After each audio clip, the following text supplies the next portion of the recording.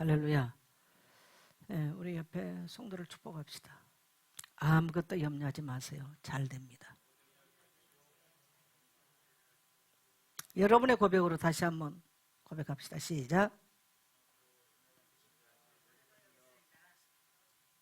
네, 오늘 말씀의 제목이 뭡니까? 여러분 이 말씀을 약속으로 굳건하게 붙잡게 되시기를 축복합니다. 서론적으로 올해 우리 교회가 하나님 주신 언약이 뭡니까? 무너진 것을 세운다. 여러분 인생 전체가 또 여러분의 가는 곳이 여러분이 만나는 사람들이 세워지는 한 해 되기를 축복합니다. 어떤 사람은 자꾸 무너뜨려 버려요. 사람들은 마음을 상하게 해서 무너뜨리고 환경을 무너뜨려 버리고 어떤 사람은 자기 가정도 무너뜨리고. 우리 그리스도인들의 정체성은 뭐냐? 따로 세우는 사람입니다. 세우기 위해서는 세울 수 있는 힘이 있어야 돼요. 그래서 우리가 우리 자신을 세우는 거는 뭐냐면요, 성경 읽기. 이게 여러분 성경 읽기는 뭐다? 근데 이걸 제가 늘 하는 말이죠. 성경 읽기는 뭐다? 전쟁이다. 사단은 그걸 무너뜨려요. 성경 못 읽게 해요. 성경 읽기는 영적 전쟁이다. 굉장히 중요한 얘기입니다. 그만큼 힘든 것입니다. 우리는 영적 전쟁 그래서 영적 싸움으로 자꾸 사단 마귀 귀신 결박하는데 성경 읽지 못하게 해요. 그거 못하면 밥을 못 먹는데 끝나는 거죠. 그래서 성경 읽기는 뭐냐? 자신을 세우는 거예요. 무기를 갖추는 거예요. 자기 양식을 취하는 거예요. 그래서 올해 여러분 어떻게 내 자신을 세울 것인가 결단들을 꼭 좀 하게 되시길 축복합니다. 성경 읽기로 자신을 세우십시오. 영적 전쟁에서 여러분을 세우십시오. 그래서 영적 무기를 갖출 수 있게 되기를 축복합니다. 예수님이 생명의 떡이라고 말씀하셨고 또 사도 바울은 에베소 6장에서 전쟁하는 무기다. 성도가 취할 것은 성령의 검 곧 하나님의 말씀이다. 그래서 성도의 무기는 하나님의 말씀이에요. 다른 거 아니에요. 이건 놓쳐버리면 염려, 근심, 저주가 물밀듯 우리를 덮쳐서 우리는 실패합니다. 우리 예수님의 모든 성도님들, 여러분의 가정 안에서도 어린아이부터 장년이까지 하나님의 생명의 말씀을 취하고 말씀의 검을 취하여서 여러분의 자신을 세울 수 있게 되기를 축복합니다. 자, 두 번째로 우리가 강단의 말씀. 여러분 성경은 하나님의 일방적인 말씀이에요. 그래서 우리가 때로는 알아들을 수도 있고 못 알아들을 수 있어요. 그냥 읽어야 돼요. 어느 시점 가면 성령이 깨닫게도 만들고 적용도 성령이 시키십니다. 근데 특별히 강단은 뭐냐? 강단은 하나님께서 여기 모인 하나님의 백성들에게 설교는 뭐냐? 여러분 하나님은 이렇게 말씀하십니다. 이렇게 살라고 말씀하십니다. 라고 하는 것이 강단의 말씀이에요.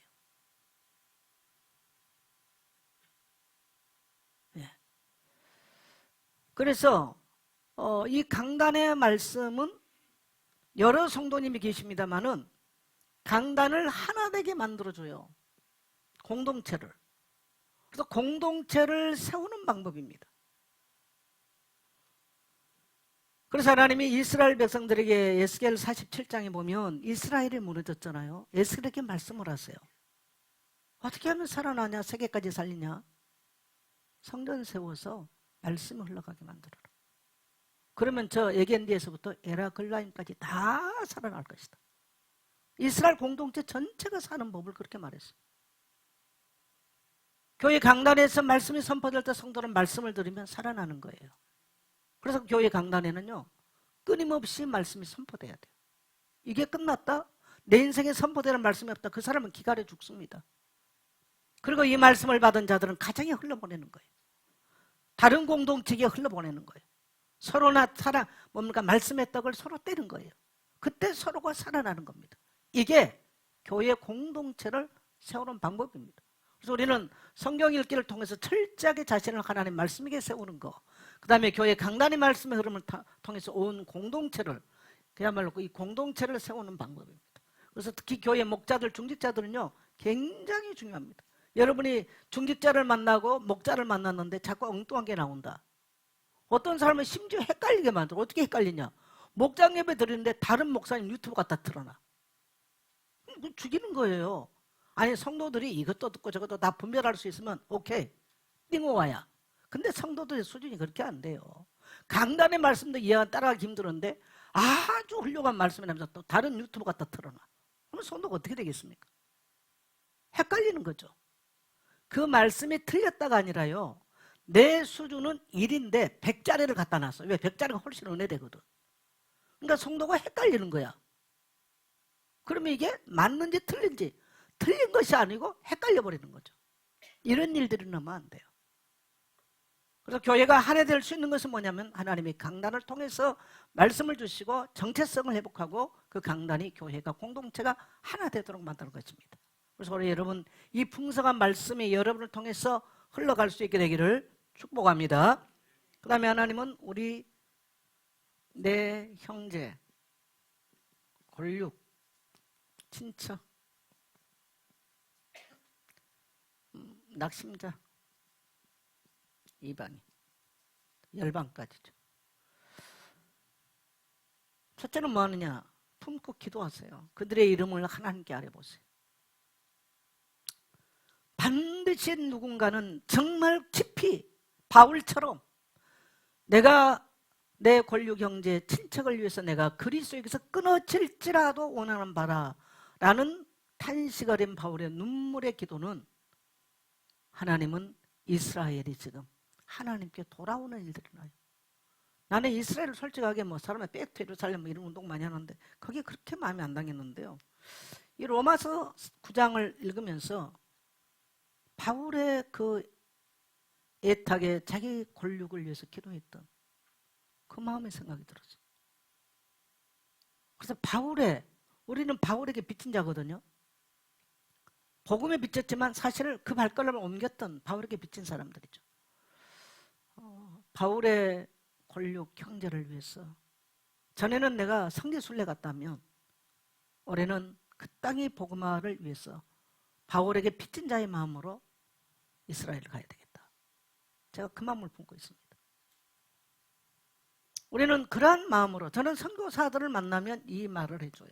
선교사님들을 만나면 교회는 열방을 위해서, 선교를 위해서 정말 헌금을 드리고 기도한다면 선교사님들은 내가 그리스도에게서 끊어질지라도 내 조국과 우리의 교회가 세워지기를 기도해야 된다. 그게 선교사의 양심이다. 저는 선교사에게는 그 얘기를 합니다. 우리는 우리 형제, 우리 권력, 우리 친척, 정말 믿다가 낙심한 공동체, 이들이 돌아오기 위해서 정말 기도하는, 진짜로 기도한다. 여러분요, 불가능이 없어요. 진짜로 기도한다면. 다윗이 만군의 여호와 이름으로 나는 내게 나간다. 너는 칼과 단창으로 왔지만 나는 만군의 여호와 이름으로 간다. 그럼 다윗의 기도거든요. 골리앗은 꺾어지는 겁니다. 그런 기도하는 자가 있다면, 두 번째, 그들을 마음으로 품고요, 찾아가야 돼요. 한 번도 안 찾아가면서 품고 있다. 거짓말이죠. 사람과 사람이 대면한다는 건 쉬운 건 아니에요. 어쩌면 문전박탈할 수도 있어. 면박을 줄 수도 있어요. 그러나 찾아갔어요. 언제까지? 그들에게 마음을 열 때까지. 바울은 유럽 복음화를 위해서 얼마나 어려움을 당해요. 그리고 계속 유럽을 향해서 바울은 문을 두드리면서 나가는 겁니다. 그게 오늘 우리에게까지. 그 다음에 이들을 뭘로 섬겨라? 사랑으로 섬겨라. 그래서 제가 늘 전도에 대해서 말할 때 한 말이 있습니다. 뭐가 열려야 뭐가 열린다? 근데 우리는 귓구멍부터 자꾸 뚫는단 말이죠. 따라합시다. 목구멍 열려야 귓구멍 열린다. 그래서 우리 그리스도인들 인색하면 안 돼요. 여러분 나누세요. 자꾸 나누면요, 복음을 위해서 나누면요, 그래서 우리 선교도 돈 주는 거예요. 선교 어떻게 하냐? 교회는 돈 주는 겁니다. 그냥 저는 어려운 말 할 게 없다고 생각해요.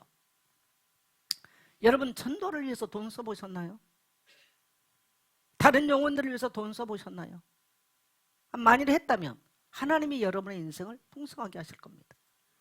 올해는 여러분 한번 해보세요. 사랑으로 섬기세요. 그래서 예수님도 너희가 서로 사랑하면 너희가 내 제자인 줄 알리라. 우리는 제자 엄청 말을 해. 많이 말해. 제자가 뭐냐? 다락방의 제자의 결론. 목사님이 도둑질하면 1번 같이 한다, 2번 망본다, 3번 신고한다. 누가 제자냐? 1번 같이 하는 놈이 제자다. 이게 유튜브까지 엄청 돌았잖아요. 이게 다락방의 제자 훈련론이었습니다. 여러분, 제가 도둑질하면 절대로 따라하면 안 됩니다. 목사님 그리하지 마옵소서를 해야지. 따로 하는 게 제자. 목사는 기분 좋을 수 있어. 그래? 내가 도둑질 같이 해? 적어도 같이 했으면 공범자이기 때문에 가서 신고를 안 하겠지. 그러나 저는 그런 제자이기 원치 않아요. 따라합시다. 너희가 서로 사랑하면 내 제자인 줄 알리라. 우리는 주님이 말씀한 걸 따라해야지 이상한 단체의 그런 제자론을 말하면 안 돼요. 동의하시죠? 네, 그래서 여러분 한 영혼 한 영혼을 품고요, 사랑으로 찾아가세요. 우리는 그 좋은 가치를 왜 말하지 않고 안 했는지 모르겠어요. 자, 우리가 주일 강단의 말씀, 강단의 메시지. 자, 하나님은 뭐 하신다? 말씀을 파송하시고. 누가 오늘 어떤 노인이 이 얘기를 했다고 그러는데, 박금자 권사가 그랬다고 그랬나요? 예? 누가 노인이 누가 얘기했던 것 같은데, 말씀을 파송하시고 일을 하세요. 그래서 하나님은 우리가 성경을 읽고 자꾸 말씀 듣는 자리 있어야 돼요. 하나님의 말씀이 임했다? 하나님 우리를 쓰세요. 그리고 말씀 있는 곳 하나님은 우리를 어떻게 하신다고요? 치료하실 것이고 건지셔요. 그러니까 어떤 문제서라도 우리를 이렇게 세운다는 거예요. 그래서 인생이라는 말은, 인간이라는 말은 창세기 3장 이후에 병들다는 뜻이에요. 십자가는 뭐냐? 이렇게 세우다는 뜻입니다. 우리가 십자가의 복음을 들었다면 우리 인생은, 따라합시다, 높이 세움받는다. 네. 그게 십자가가 우리에게 주는 놀라운 하나님의 축복이죠. 그래서 말씀이 우리에게 파송됐다? 중요해요. 근데 말씀이 없다? 인생 기갈돼 버려요. 그래서 말씀 듣는 자리에 우리가 있는 것, 말씀을 보는 것, 듣는 것 굉장히 중요합니다. 그래서 기독교는 무슨 종교다? 계시의 종교다. 기독교는 뭐 무슨 윤리 도덕을 실천하는 그런 종교가 아니고요, 계시의 종교죠.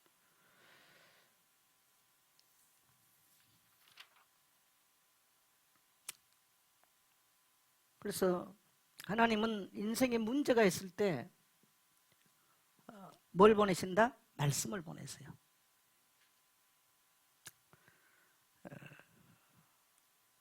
가바르, 광야. 그래서 저도 이제 인생을 이렇게 돌이켜보면 정말 인생의 광야길을 걸었을 때, 정말 힘들었을 때, 근데 그때 들었던 말씀들을 갈급한 마음으로 새벽에 가서 새벽기도 하는 자리에 가서 무릎을 꿇고 말씀을 들었던 것, 말씀을 듣기 위해서 새벽에 일찍 일어나서 무릎을 꿇고 기도했던 것, 그런 순간에 들었던, 그렇게 훈련을 했던, 육체는 처절하게 질병이 찾아오고 어려움을 당했지만은 그때 받았던 말씀이 내가 오늘 목사로 살아가는 전부 다 밑거름이 됐고, 하나님께서 내 인생의 광야 때 내가 말씀을 들었으니 귀가 열렸어요. 엄청나게 축복이죠. 그게 다바르예요. 다바르예요. 그러니까 광야라는 말과 말씀이라는 여근 자체가 같다고 그랬죠. 그래서 여러분, 인생에 고난이 있다, 그걸 나쁘게 생각하지 마세요. 하나님이 말씀하고 계세요. 광야는 큰 소리로 지금 하나님이 말씀하고 계시는 거예요. 엄청난 축복이죠. 그때 하나님은 우리에게 치유의 말씀을 보내시고, 우리를 건지신 말씀을 보내시고, 우리를 세우는 말씀을 그때 보내신 거예요. 그래서 하나님이 주의 종들이나 다 증인들이 뭡니까? 이 과정을 거친 사람들이에요. 그래서 목사는 지식 전달하는 사람이 아니에요. 뭐 설교 훈련해가지고 예수님은 설교를 한 번도 가르쳐 준 적이 없어요. 증인으로 가라고 말했지, 설교 훈련해가지고 설교학교 가가지고 신학교 가지고 목사, 그게 목사 아닙니다. 오늘 여러분 그건 평신도도 마찬가지입니다. 올해는 여러분이 말씀의 증인 되기를 축복합니다. 그래야 사람을 세워요. 우리 이평환 선교사가 중국으로 선교사 갈 때 탁 내한테 자랑을 했어. 탁 노트북을 꺼내면서 말씀을, 그러니까 메시지를 탁 준비해가지고 간대. 내가 속으로 니 그거 백날 가져가 봐라, 사람 살리라. 지금은 그게 뭔 말인가를 그거 뭐 담아갔겠어요? 네? 그 컴퓨터에 뭐 담아갔겠냐고. 다락방 메시지 초창기부터 수십 년 거 다 담아가지고 자기는 메시지 다 준비해놨대. 근데 꼴값 떨지 마라. 그것까지 절대 사람 못 살릴 거다.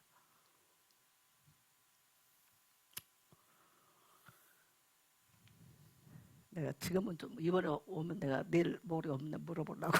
근데 진짜 다 폐기 처분했죠. 입니다. 여러분 그게 메시지가 아니에요. 우리에게 다바르가 있어야 돼요. 나를 치유하시고 내 인생을 치유하시고 나를 거기서 건지시고 거기서 나를 세우신 메시지가 메시지인 거지. 무슨 유광수 목사님 메시지 뭐 그게 무슨 그 노트북에다가 잔뜩 수십 년 거 담았다고. 그거 주야장창 들으면 뭐합니까? 뭐 안 들는 것보다 낫겠죠. 배우는 거니까. 그렇지만 여러분 그게 메시지가 아니죠. 하나님 그걸 말 안 해요. 그래서 하나님은 우리가 절망 중에 있을 때 뭐부터 보낸다? 말씀부터 보내신다. 그래서 하나님은 여러분을 예배 가운데로 초청하고 계신 줄 믿습니다. 그 다음에 하나님 무너진 곳을요, 이 무너진 곳을 세우기를 원해서 하나님 이거 보기 싫어해요. 여러분 무너져 있거나 여러분의 가정이 무너져 있거나 여러분의 환경이 무너져 있거나 가난에 무너져 있거나 질병으로 무너져, 하나님 그거 보기 싫어해요. 하나님은 우리 가난하게 사는 거 원치 않으십니다. 그러면 다 부자 되기를 원하냐? 아니, 그 말은 아니에요. 때로는 가난이 주는 어마어마한 교훈이 있어요. 그러나 우리가 가난에 묶여 사는 거 원치 않아요. 우리가 불신자를 전도하고 그럴 때 뭘로 전도하느냐? 그들을 물질을 가지고 풀어오는 거예요. 선교 어떻게 하느냐? 물질을 가지고 매여 있는 자들을 풀어오는 거예요. 선교학에서는 선교정이 그렇게 합니다. 그래서 굉장히 물질은 중요한 겁니다. 그래서 우리는 소유가 목적이 아니라, 그래서 무너져서 늘 남에게 빌리러 가고 꾸러 가고 남에게 거짓말하고 사기치고 정직하지 못한 거 절대로 주님 원치 않아요. 할렐루야. 우리 하나님은 이 땅에 하나님 나라를 위해서 우리의 무너진 인생 세우기를 원하신 줄 믿습니다. 그래서 여러분 올해 여러분이 만일에 경제가 무너졌다면요, 세우십시오. 기도하세요. 여러분의 환경이 무너졌다면 기도하세요. 그래서 하나님이 여러분에게 어떻게 응답하시는지, 질병으로 무너졌다면 기도하세요. 하나님께서 여러분을 어떻게 높이 들어 이렇게 세우시는지.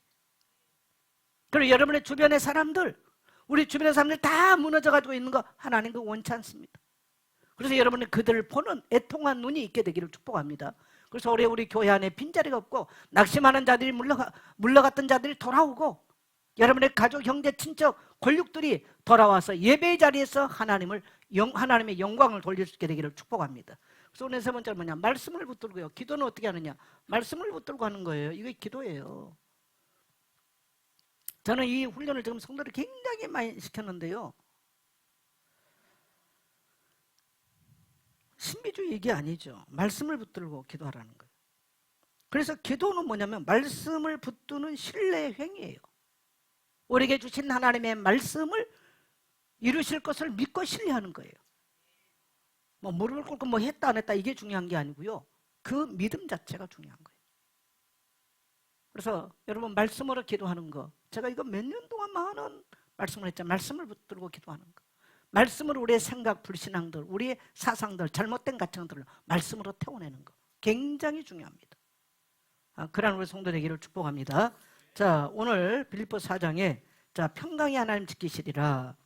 여러분 빌립보서 4장은 빌립보서의 결론에 이르렀습니다. 결론입니다. 제가 빌립보서의 주제가 뭐라고요? 자, 빌립보서 무슨 책이다? 기쁨의 책이다. 빌립보서의 주제는 기쁨이에요. 근데 바울이 이 편지를 쓴 것이 어디입니까? 감옥이에요. 감옥에 있으면서 기뻐하라, 다시 말하니 기뻐하라? 있을 수 있는 얘기입니까? 없는 얘기입니까? 있을 수 없는 얘기입니다. 빌립보 교회는 바울이 세웠던 굉장히 사랑스러운 교회였어요. 사실 오늘날 보면 그래도 굉장히 건강한 교회가 빌립보 교회입니다. 교회들 중에. 뭐 고린도 교회 같은 경우는 오늘 현대판에 가장 가까운 교회. 그래도 빌립보 교회는 굉장히 사랑스러운 교회였어요. 굉장히. 그런데 내부적인 갈등과 외부의 핍박이 있어서 교회가 흔들리고 있는 것입니다. 여러분, 지금 제가 지금 계속 수요 예배 때는 지금 바울 서신들을 계속 강해를 하고 있잖아요. 그러면 우리가 바울 서신들을 통해서 강해를 하고 있을 때는 바울 서신들이 어디에 보내졌습니까? 지금 교회에 보내졌어요. 그래서 바울 서신들은 어쩔 수 없이 교회를 다루고 있는 거예요. 교회 생활을 다루고 있어요. 교회는 어떻게 될 것이며 성도는 어떻게 될 것인가 라는 것을 다루고 있는 것이 바로 바울 서신들입니다. 그러면 외부적인 이런 핍박도 있고 내부적인 갈등이 있으니까 교회가 흔들립니다. 그럼 우리가 오늘날 이걸 생각할 때 언제든지 이 땅의 지상의 교회는 주님이 재림할 때까지 지상교회는 완전한 교회입니까? 불안정한 교회입니까? 불안정한 교회입니다. 항상 그걸 인지하셔야 돼요. 그걸 인지를 하고 들으셔야 돼요. 이런 상황에서 바울은 또 로마 감옥에 갇혀 있잖아요. 바울이 직접 목회를 했으면 괜찮은데. 그래서 그 바울은 이런 교회의 어려운 상황 속에서도 빌립보 성도를 향해서 기뻐하라라고 권면을 하죠. 그러면서 마음과 생각을 지키시는 하나님의 평강을 소개하고 있습니다.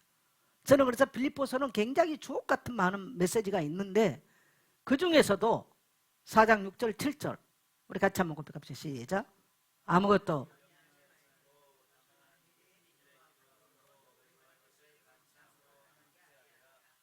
그러면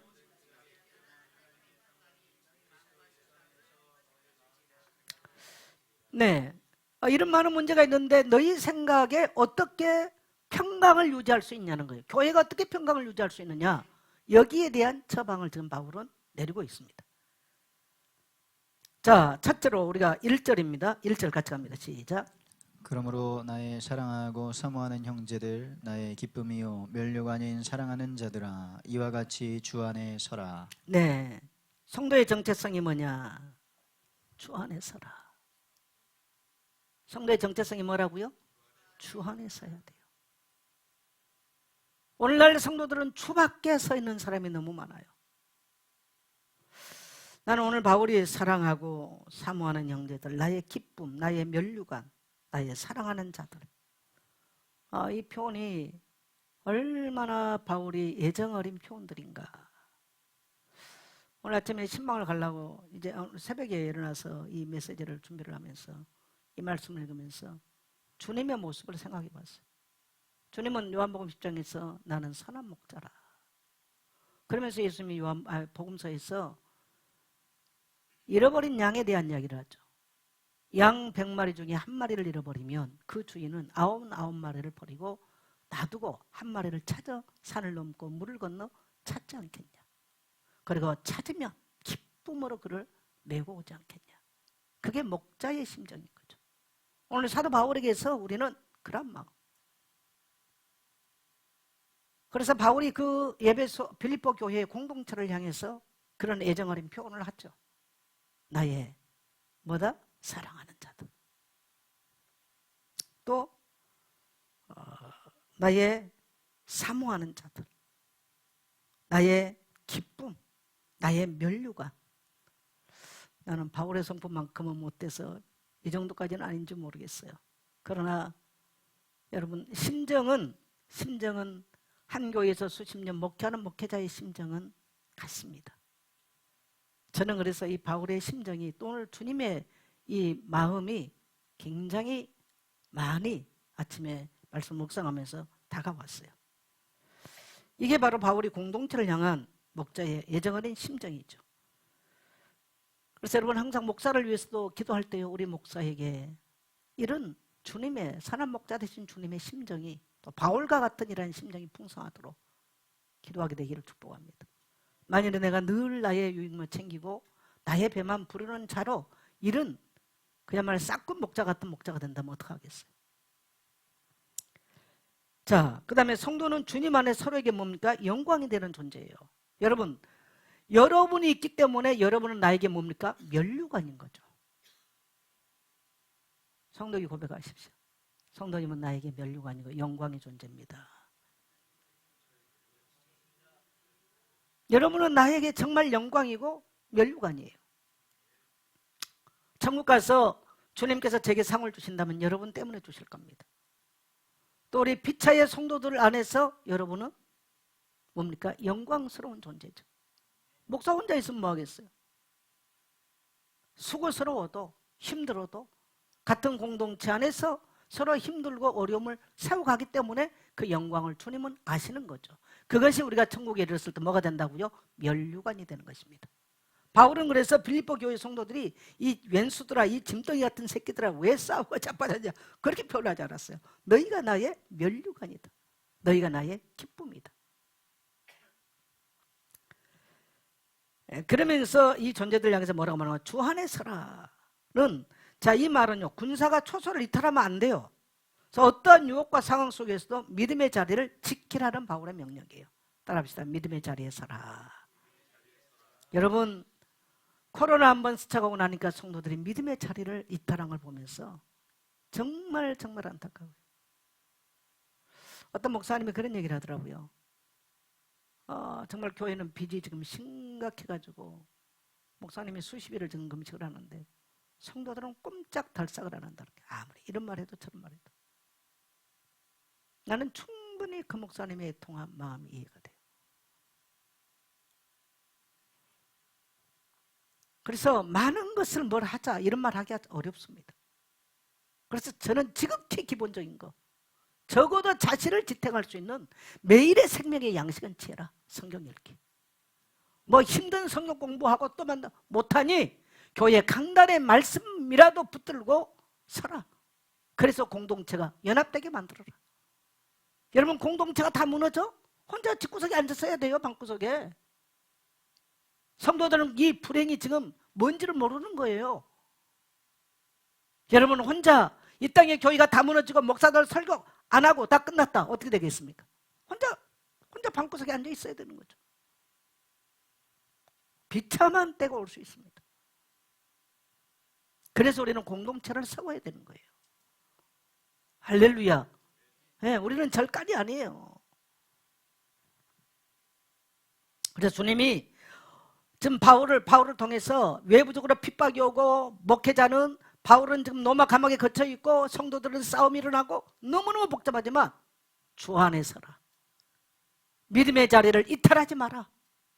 군사들이 초소를 지킨 같이 그 자리를 이탈하지 마라 라고 하는 바울의 간곡한 메시지입니다. 자, 2절 갑니다. 내가 유오디아를 권하고 순두개를 권하노니 주 안에서 같은 마음을 품으라. 갈등이 왔을 때 어떻게 해야 되느냐? 유오디아, 이 사람 이름이 성공적인 여정이라는 뜻을 갖고 있더라고요. 또 순두개, 행운의 이름을 갖고 있어요. 행운이라는 뜻을 말. 그러니까 이 이름만 봐도 이들 가정 배경이 어땠을 것 같아요? 아니, 옛날에 우리 세대만 돼도 우리 고향 가면 길수가 있어. 길수는 뭐냐? 길에서 나서 길수야. 작은 방에서 나서 소박이, 큰 방에서 나서 대박이, 끝에 나서 이제 그만 나라고 이제 말래. 이런 이름. 성경에 이 사람들의 이름이 그런 이름이 아니에요. 바울의 원래 이름은 사울이잖아요. 높은 자라는 뜻이죠. 좋은 배경을 가지고 있는 거예요. 그러니까 영향력이 있었던 사람들인 거죠. 근데 바울은 왜 이들이 갈등을 했는가 구체적으로 기록하지는 않았어요. 아마 초대교회는 지금 굉장히 이원론적 그 사상이 뭡니까? 그게 굉장히 교회를 어렵게 했는데 그런 이단적인 문제는 아니고요. 교리적인 문제는 아니었어요. 아마 사역의 이제 방식, 누가 주도권을 잡느냐. 그렇다면 우리가 추측을 하기를 누디아가 아니겠는가라고 했는데 누디아는 아니에요. 누디아는 아니고요. 아마 이들이 이제 열심을 가지고 일을 하다 보니까 각자의 방식이 옳다고 주장하다 보니까 관계가 삐뚤어졌어요. 여러분 부탁합니다. 꼭 일을 할 때 자기 열심, 자기 기준, 판단을 가지고요. 교회 성도나 다른 사람을 평가를 하면 안 돼요. 이거는 정말 하면 안 됩니다. 그건 안 하니만 또 못해요. 오늘 지금 빌립보 교회가 이 문제가 아니면 정말 평탄한 교회였어요. 근데 아주 주도적인 일을 한 사람들, 두 여성 리더들을 통해서 나타나는 현상입니다. 따라합시다. 그럴 수 있습니다. 그래서 지켜봐야 돼요. 그래서 무슨 일을 하든 여러분요, 남에게 선입관을 갖는다든가 섣불리 판단하고 내리는 거, 굉장히 이건 조심해야 돼요. 김은경 목사님 아침에 전화가 왔어요. 저보고 누구를 좀 같이 만나자고. WMTC에 관계된 어떤 분인데 기도에 대한 이야기를 나한테 물었어요. 그래서 목사님, 저도 보고 느낀 건 있지만 저는 선입관을 갖지 않으려고 생각합니다. 아무리 봐도 자기가 볼 때 문제가 있는 것 같으면 좀 불러서 얘기를 하는데 목사님 좀 같이 만납시다. 그래서 굳이 뭐 저까지 만날 필요가 있겠냐. 그래서 그랬습니다. 여러 가지 일을 하는데 내가 보니까 다 좋습니다. 그런데 그분이 평강했으면 좋겠습니다.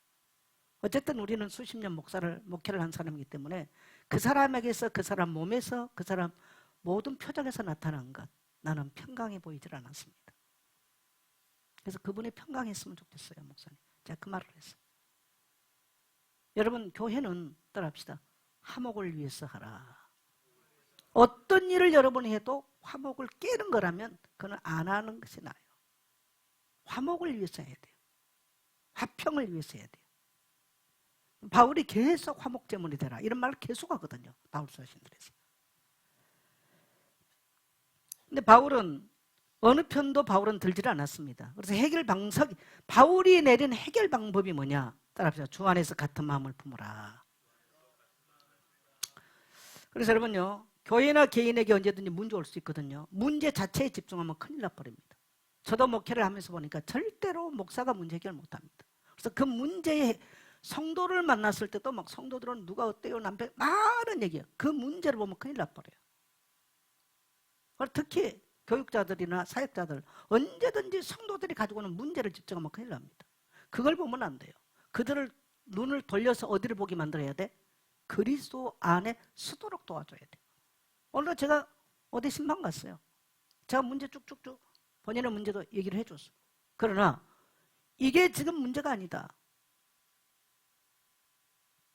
그러면서 제가 대안을 줬습니다. 주일 메시지 페이퍼 있냐? 없대. 그래서 왜 없냐 그랬더니 뭐 어쩌고 챙겼는데 없다. 그래서 그거는 잊어버린 게 아니고 네 영적 상태다. 네가 그걸 챙겨서 하루에 아니면 일주일에 단 한 번만 읽는다 할지라도 정신과에 치료받들어지는 안 갈 거다. 근데 그걸 할 수 있는 힘이 없는 거다. 내가 여러 가지 얘기를 하면서 처방. 하루에 아침에 출근해서 10분만 메시지 읽고 성경 구절 한번 읽어라. 그 미션 주고 왔어요. 저녁에 퇴근하고 와서 한 번만 그냥 읽어라. 그리고 일주일 지나고 교회 와서 목사님 저 예배 왔어요. 이번 주에 이렇게 했어요라고 그 말만 해라. 그러면 목사님이 그 다음에 미션을 줄게. 그러니까 문제를 문제 해결을 못합니다. 따라합시다. 주 안에 서게 만든다. 절대로 성도들이 가지고 오는 문제 거기에 잘못하면 사단이 확 개입해버려요. 그 말 듣고 있으면요 완전히. 자 3절 갑니다. 또 참으로 나와 멍에를 같이 한 네게 구하노니 복음에 나와 함께 힘쓰던 저 여인들을 돕고 또한 글레멘드와 그 외에 나의 동역자들을 도우라. 그 이름들이 생명책에 있느니라. 예, 이제 문제가 그 여자들을 통해서 문제가 났잖아요. 그러니까 지금 바울은 나와 함께 복음에 힘썼던 저 여인들을 도와라. 저들 갈등을 도와라. 그리고 글레멘트와 그 외에 나의 동역자들도 도우라. 왜 그러느냐? 그들의 이름이 어디에 있다? 하늘 생명록에 있다라는 거예요. 여러분 우리가 정말 예수를 구주로 믿는 교회 안에 공동체에 성도의 이름은 어디에 있어요? 하늘 생명책에 있어요. 우리가 이거를 생각해야 되겠죠. 글레멘트 빌립보 교회의 지도자 중 한 사람이었죠. 그래서 유세비우스에 따르면 이 사람은 훗날 로마 교회의 감독으로 나온 글레멘트였을 것이다 라고 지금 그렇게 나옵니다. 저도 그래서 이제 이 부분을 좀 많이 찾았어요. 왜냐면 저도 이제 글레멘트 그러면 로마 교회 감독으로 생각을 하기 때문에 정말 이 빌립보 교회 이 성도와 관계가 어떻게 되는가. 근데 이제 명확하지는 않는데 정통교회에서 그렇게도 우리가 생각을 하게 되는 거죠. 이들이 이제 신실한 동역자로서 복음 전파에 함께 헌신했던 인물들이에요. 복음 때문에 헌신했던 인물들의 안에서 이런 갈등들이 날 수 있다는 거예요. 자꾸 자기 주장을 하다 보면 그래요. 그러니까 복음을 위해서 헌신했던 거 온데간데 없고 지금 뭐가 드러나요? 갈등했던 요소가 드러나요. 여러분 항상 생각하세요.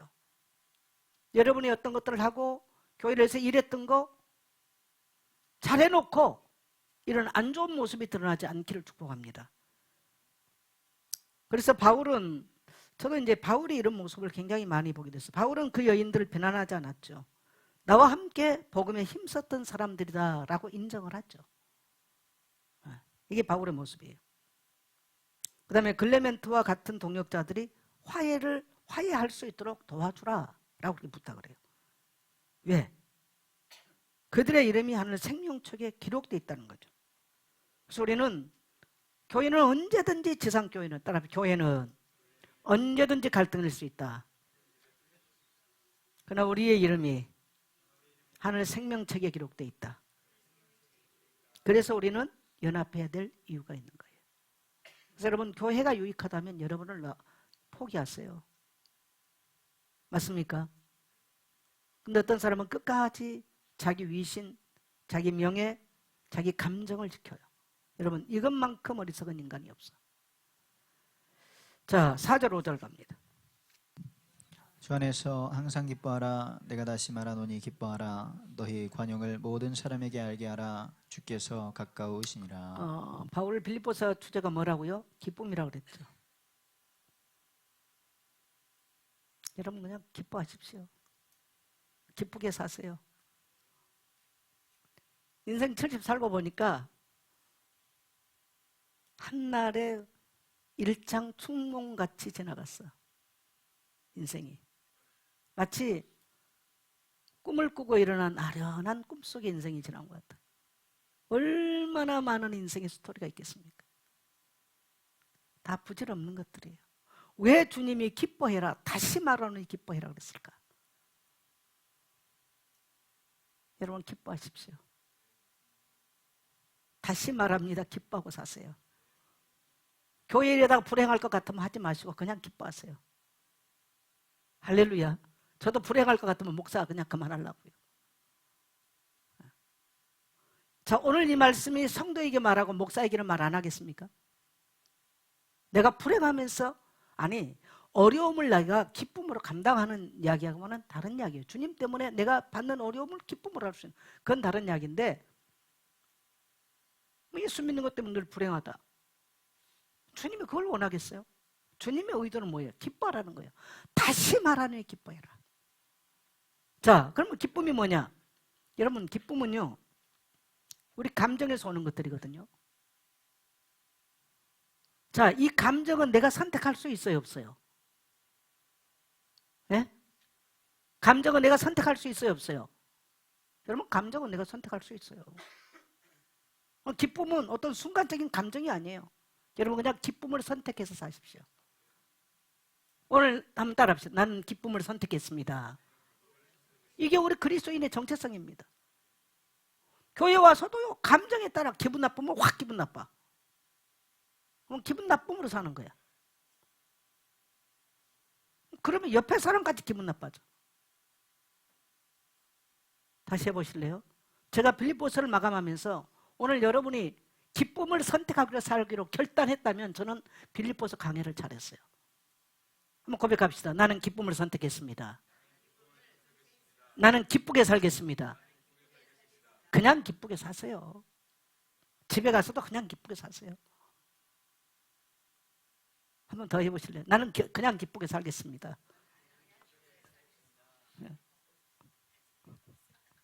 네?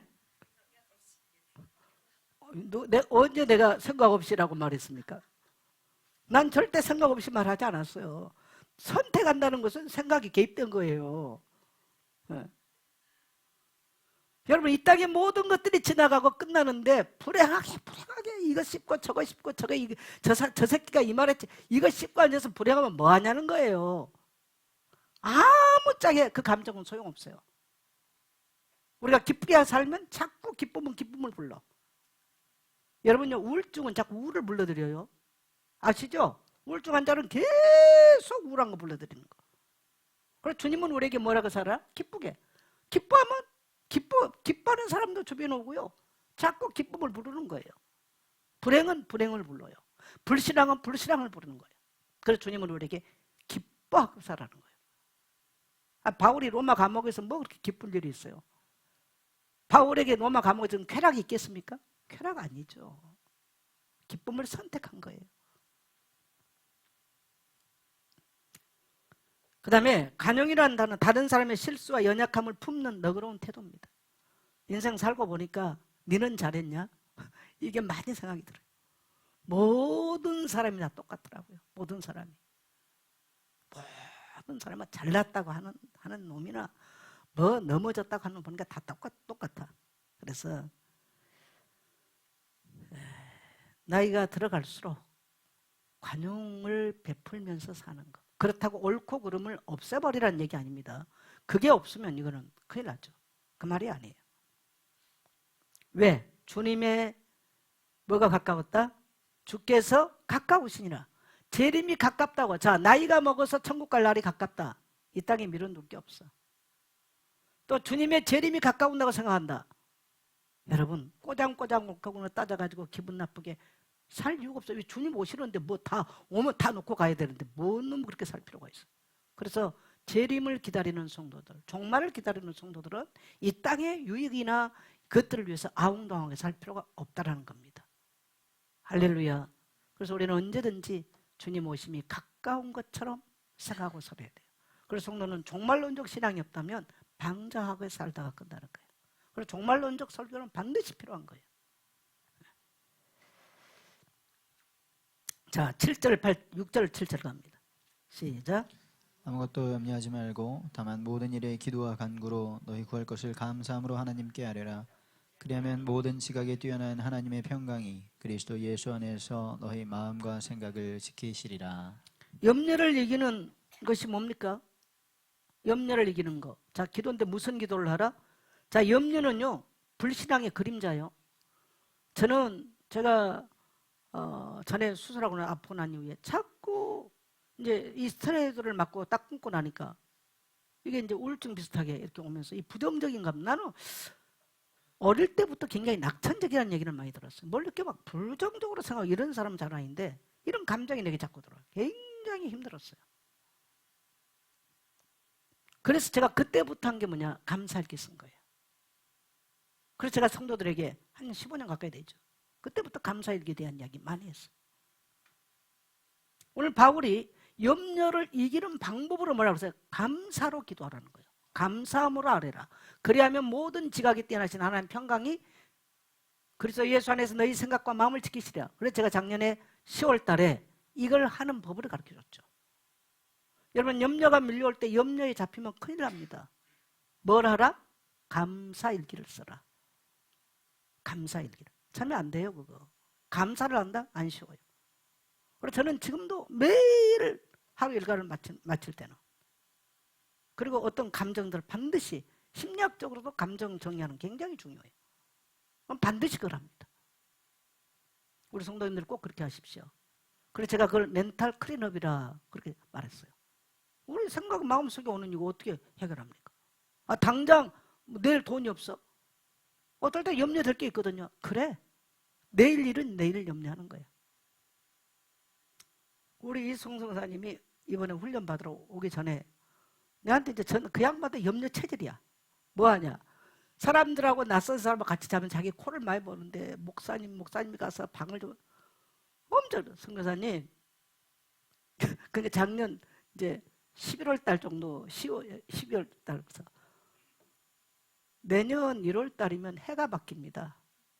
그러니까 그때까지 당신하고 하고 살지 안 살지도 몰라. 그러니까 그때 내년의 얘기고 그냥 오늘 기뻐하고 사세요. 왜 아직 오지도 않는 거 그렇게 염려. 내가 사모님도 평소에 보면 사모님 늘 염려 체질이야. 내년에 그것 좀 바꾸세요. 제가 그래서 그때 가만 듣고 있더니 목사님 말씀이 맞네. 내년까지 살지 안 살지도 모르는데.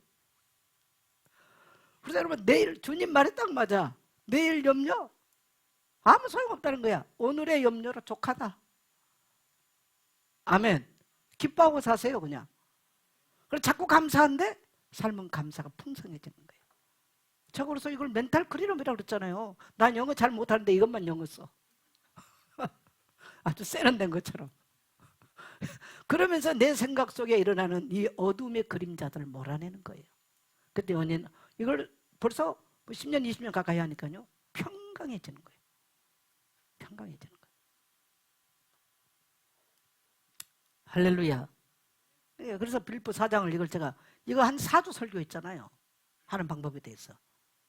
여러분 효과 보셨나요? 다스키 원사님 효과 보셨어요? 네. 꼭 했으면 좋겠습니다. 염려 아무 짝에 쓸데없어요. 그래서 기도의 결과 즉시 상황은 안 바뀝니다. 그러나 하나님의 평강이 우리의 마음과 생각을 파수꾼처럼 지킨다는 겁니다. 하나님의 평강이 우리가 감사하면서 여러분 교회에 염려거리 있을 수 있어요. 우리 강장로님 교회 제정하면서요 재정이 없다 염려될 수 있겠죠. 염려를 하지 마시고 이걸 만일에 염려하면서 성도를 불러놓고 교회 재정이 해버리면요 성도가 헌금 다 할 사람은 별로 없어요. 교회에 돈이 모자랄 때 아이고 이렇다 목사님 우리 보고 헌금하라는 거 아니야? 도망간 사람 더 많아. 아무 말 하지 말고요. 하나님 넘치게 채울 것을 감사합니다. 해보세요. 하나님이 어떻게 채우시는가. 저는 딱 하나님께 그렇게 기도합니다. 매일 단 한 번도 저는 교회 재정을 뺀 적이 없어요. 우리가 쓰게 해서가 아니고요. 선교사님들 선교비 못 줄까 봐 나는 그게 제일 기도 제목입니다. 요즘은 달러 올라가 있잖아요. 얼마나 선교사님들이 어렵겠어요. 다 반토막 났지 않습니까? 200만 원 보내봤자 반토막입니다. 지금. 그렇다고 우리 교회가 좀 더 드릴 수는 없는 입장이에요. 저는 올해 제가 더 드리고 싶은 지금 마음을 갖고 있어요. 네. 그래서 여러분 교회가 어떻게 염려거리가 문제거리가 없습니까? 전 빌립보 교회 있잖아요. 근데 이걸 교회 문제를 염려로 삼지 말고요. 기도하라는 게 뭘로? 감사로. 순두개가 잘할 거야. 저 유어드오가 교회 잘할 거야. 이렇게 감사하면서 하라는 거예요 지금. 근데 하나님이 교회를 어떻게 지킨다고요? 평강으로 지킨다는 거예요. 이건 개인에게도 똑같은 적용이에요. 그래서 제가 이걸 10월 달에는 개인에게 적용시켜서 미션들을 줬지 않습니까? 이걸 여러분 교회에다 그렇게 적용하세요. 염려거리 있을 수 있어 교회. 왜? 똑같은 인간들이거든요. 목사 왜 문제가 없겠습니까? 그래서 인생을 돌이켜보니까 이 부족하고 못난 목사를 지금까지 여러분이 먹여주고 입혀주면서 복음 전하라고 도와준 성도님들이 얼마나 고마운지 모르겠어요. 눈물 나게 저는 감사해요. 그래서 평강이 어떻게 오느냐? 바른 생각과 바른 행동에서 와요. 바른 생각이 뭡니까? 8절 보면은 뭐라고 말했어요? 무엇인지 참되며 참된 것을 여러분 생각하세요. 유익을 생각하지 말고 무엇이든지 경건하며 무엇인지 옳으며 무엇인지 정결하며 무슨 사랑을 받을 만하며 사랑받을 만하며 칭찬받을 만하며 덕을 세우는 것 사람들이 그리워하는 기름이 있는 것 이런 걸 생각하라는 거예요. 바른 생각이죠. 구절에서는 뭡니까? 분명히 말하죠. 행하라고 말하죠. 뭘 행할까요? 구절에 너희는 내게 배운 것 받은 것 들은 것 본바를 행하라. 그리하면 평강의 하나님이 너희와 어떻게 한다? 함께 하신대요. 바른 생각을 하고 바른 행동을 하면 떠납시다. 바른 생각하고 바른 행동하면 평강의 하나님이 지키신다. 역으로 뒤집어서 평강 없다라고 말하면 늘 틀린 생각을 하고 바른 생각을 안 했다는 얘기예요. 자기 주장하고 살면 평강이 없어요. 그래서 제가 오늘 김은경 목사님 전화할게 어떤 분에서 얘기를 하길래 목사님 나는 그분에 대해서 평가하고 싶은 마음도 없고 내가 본 선입관에서 말하고 싶지는 않습니다. 나는 내가 거리두면 되는 거고 그런데 그냥 그분이 평강했으면 좋겠다는 딱 내가 본 첫 인상은 평강했으면 좋겠다.